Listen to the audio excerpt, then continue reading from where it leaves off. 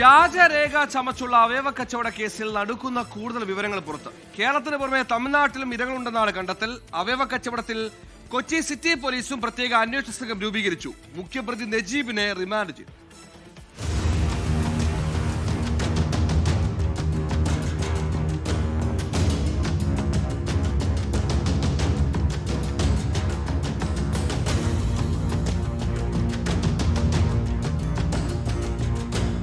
അവയവ കച്ചവടത്തിനായി വ്യാജരേഖ ചമച്ച കേസിന്റെ അന്വേഷണം തമിഴ്നാട്ടിലേക്ക് നീളും.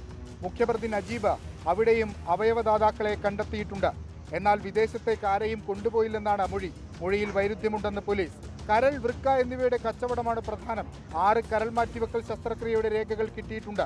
വൃക്ക ശസ്ത്രക്രിയകളുടെ കൂടുതൽ രേഖകൾ ശേഖരിച്ചു വരികയാണ്. കാസർഗോഡ്, കൊല്ലം, എറണാകുളം ജില്ലകളിലാണ് കേസുള്ളത്.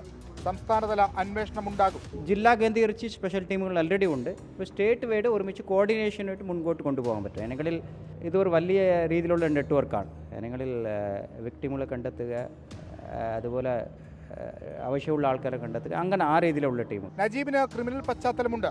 കർണാടകയിൽ കൊലക്കേസിൽ പ്രതിയായിരുന്നു, പിന്നീട് വിട്ടയച്ചു. മോഷണക്കേസിലും ഉൾപ്പെട്ടു. ഡൽഹിക്ക് പോകും മുൻപ് ഫോൺ നശിപ്പിച്ചു. പിടിയിലാകുമ്പോൾ സ്ത്രീയുടെ പേരിലുള്ള സിം കാർഡായിരുന്നു കൈവശമുണ്ടായിരുന്നത്.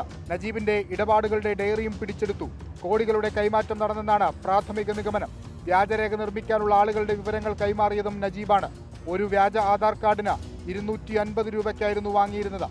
വിഷ്ണു സുരേഷ്, 24, കൊച്ചി.